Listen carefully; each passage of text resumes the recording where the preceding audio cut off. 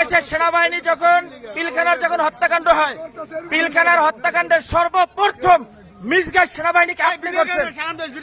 আপনার মিডিয়ার মাধ্যমে আপনারা যখন ভুল তথ্য দিচ্ছেন, আপনাদের মাধ্যমে সর্বপ্রথম সেনাবাহিনী মিসগাইড হয়েছে।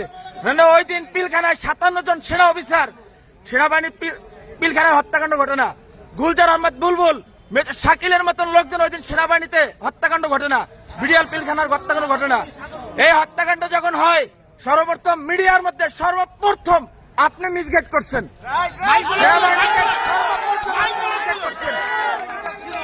এই দেশে 52,000 রয়েল সদস্য, এর ভিতরে আপনি একজন।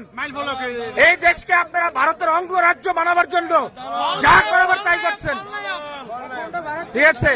আপনি এখনো কেন আপনার হাতে এখনো ছাত্র হত্যার রক্ত এখন আপনার হাতে লেগে আছে?